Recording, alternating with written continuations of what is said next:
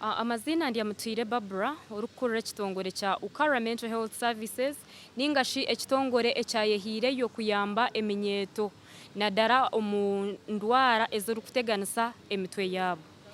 So tuorganizingireho okwiruka okutwesere mental health awareness run kugira ngo abantu babase kumanya niki ebintu ebikuteganisa emitwe yitu n'ibintu ki ebitwakubasa kukora kugira ngo tugume turije n'ibintu ki ebitwakubasa kukora kugira ngo nafuna challenges ningashinaza kuba distracted ebinakubasa kukora niki kandi theme yitu yitugizire ngo prioritize your mental health nkoko okushasha rino okaza kureba omushaho kugira ngo arebe ryari yo kwihamu ningashi ryari ryo kugumamo. So nico theme yitu yo mwaka ogu okutugiresere kandi kuruho ebrashatu na kimwe sandeje yiturumu yenyini okwiruka kwitu kuratandika shaha 12 n'ekyo kaza kasheshe aha Rotary House ningashi aha Kiyanja kandi okwija no kwabusha no basa kutwegitaho sandeji konka running kit ningashi kit yitu negura emitware 3 zonka esente zarargo mu kwirukoku nizija kutuyamba ombintu bingi twina abana bitu habari aha mashomero abato itwa bakuru ntubasa kwesharira mu konka haraba abana rukufuna challenge atakumanya nimbasa kweyambanta then tugaraka tuyamba nana abari abakuzeremu abashomeremere mu kabora abafonere challenges zenseji nko kuzitakabora yatungo buzubu nabasa kuyambwata so tugirangu esente zararige muzisha kutuyamba kuzomenyeto yitu kugishomesa kongera kugishomesa no kugimanyisa ngu kora tunge kizibu kikumanyisa ngo nugwe muhergwensi omurimo kugura aburegera masikongu no basa kutungo gundi nitubenkareginga even ntubogesa skilling kubegesa nkokora cakes kukora emigati kukora sabuni liquid soap tusonto begese bintu bingi kugira ngo omurimo kugura abure guriyo guyashomerire abase kugire kiyaye korraho we nkomuntu so okwiruka ngoku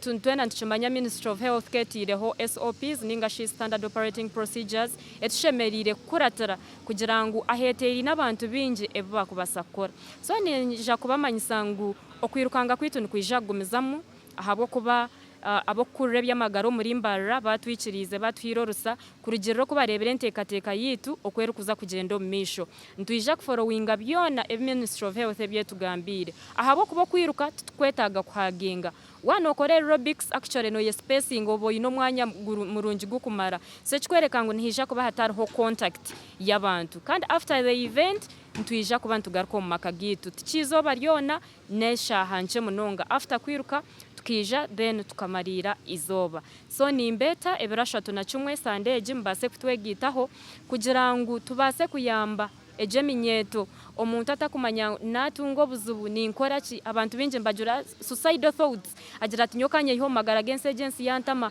konka kuyakubona we yakubasagamba nawe kuyakumanya ati nagira kizubutisheme gumanje bicire nyinisheme ko opening up nkagiro una kigambera ntuza kuyamba abantu binji kugira ngo mentally babaje so nimbeta eberwashatu na kimwe sandeji mbase kutwegitaho aha Rotary House ningashi aha Kiyanja omurimba City kandi nyongera kusima sponsors bitu abase kutwateraho omumwogogu nkaba Tayali West ahabo kube bintu byona mbenu mbere bako kugenda mu misho kurugo bututandiko buturonkingo kwa katano kutandika na kusya hati ahitwahika tasigara yebero 1-2 izoba rikahika tusima aba sikeya abashaho bitu barabe baroho bine nangwa nebyo koze bitarabe ntukosa entrance yitu ngaza sanitizer